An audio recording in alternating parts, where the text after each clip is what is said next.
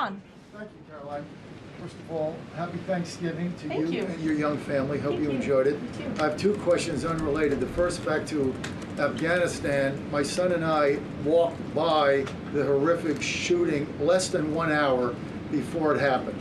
So for anybody that's here, this thing's real. You outlined all of these unvetted Afghans that that were let in by Biden.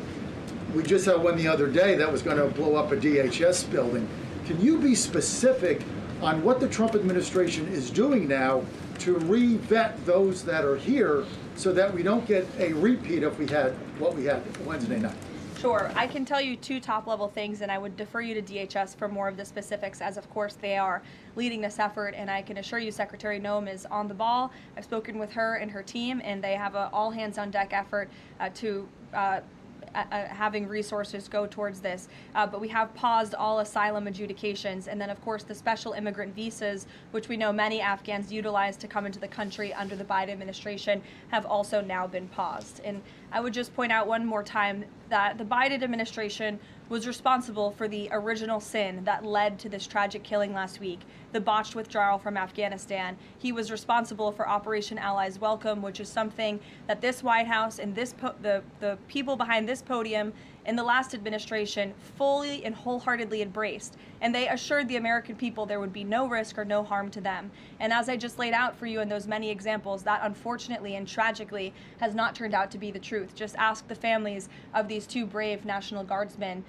one who is no longer with us and one who continues to fight for his life. So I know the president is wholeheartedly focused on this effort, and I think unfortunately these events do remind us why it's so important that the president's mass deportation operation continues.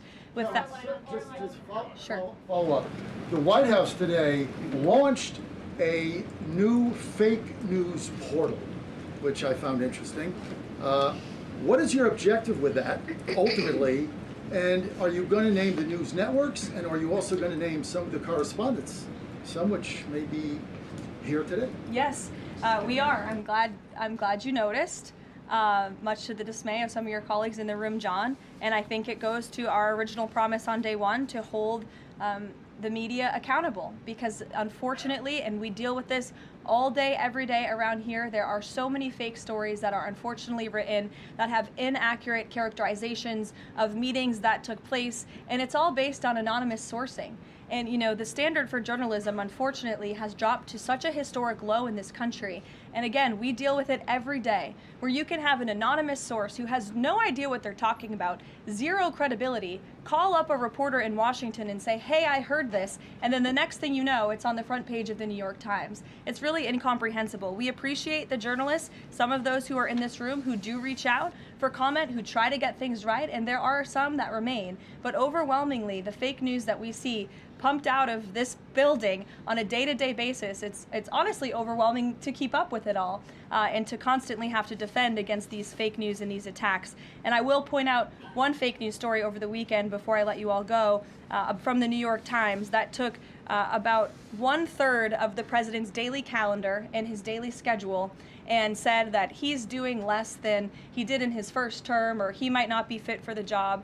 That is unequivocally false, and it's deeply unfortunate that this story was written by the same outlet and the same reporter who wrote this: Biden is doing 100% fine after tripping while boarding Air Force One.